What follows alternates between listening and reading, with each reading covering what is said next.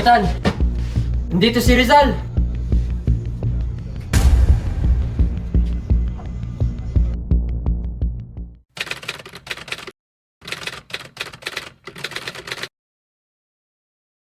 Matagal-tagal na rin mula nung ako yung magkaroon ng bisita dito.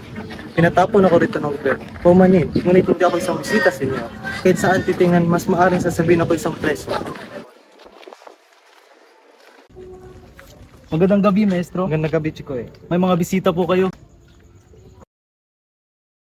Hello, Dr. Rizal. I am George Toffer, and I have traveled a long way just to avail your services. Nice to meet you, Mr. Tuffer. And this beautiful lady is? It's a pleasure to meet you, Dr. Rizal. I'm Josephine Brackett, his daughter.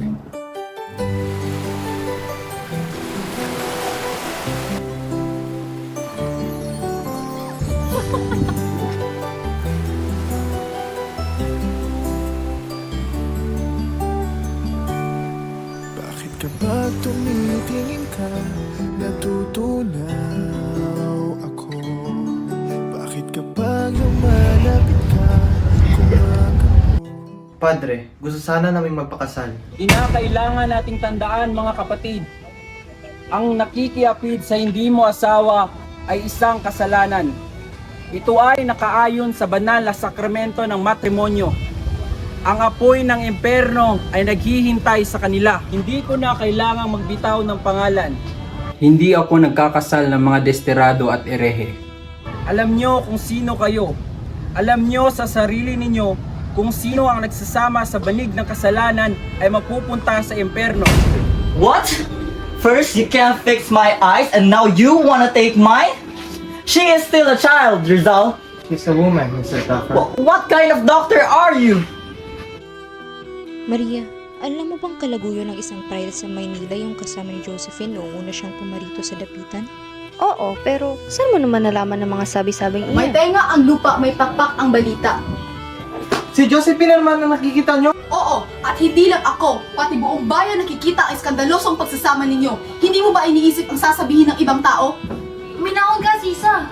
Ibang tao? Wala akong pakialam. Ang importante, mahal namin ang isa't isa. At para sa akin, sapat na yun. Saan ba galing ang babaeng yan? Isang estranghera, isang yagit na nanggaling sa Hong Kong na sinwerte makasilong sa iho de buena familia? Hindi ka ba nagsususpetsya? Hindi ka ba nagtataka? Espiya yan ng mga praile na ipinadala rito upang bantayan ka.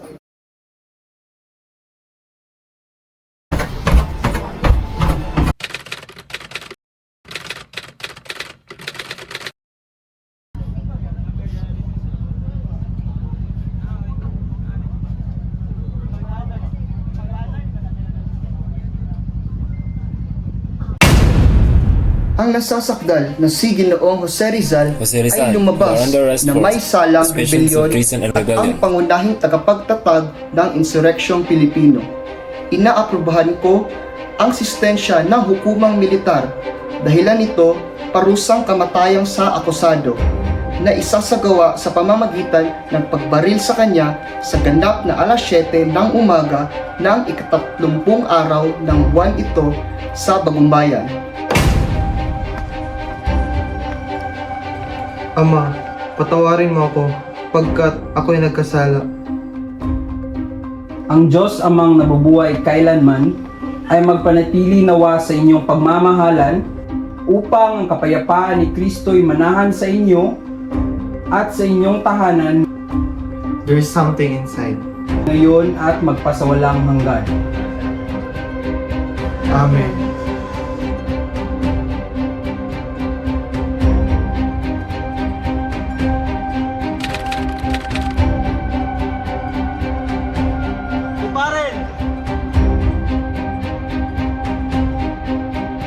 Apunten! Consumato, mes!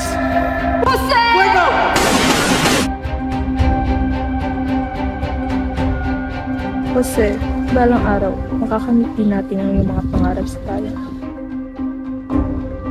Bibitay at mandang mabangis na Pinuno! pakikibaka. Si Rizal ay patay na! Bawang titiisin kung ito ang nais ng bayatahan ng pinakaiibig. Hindi sapat ang mapayapang pag-aalsa. Ihanda ninyo ang mga armas. Tayo kumilos para sa ating kalayaan. Kalayaan! Kalayaan! Bango, tinig, higing awit na masaya, liwanag at kulay, ang lugod ng mata't uulit-ulitin sa tuwi-tuwi na.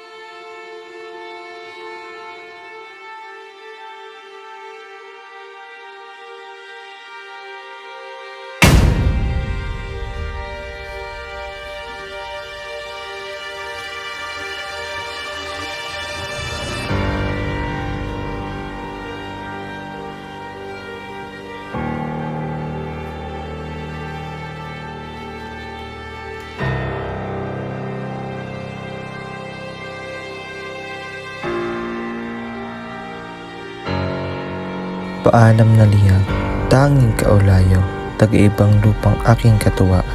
Paalam sa inyo, mga minamahal, mamamatay ay ganap na katahimikan.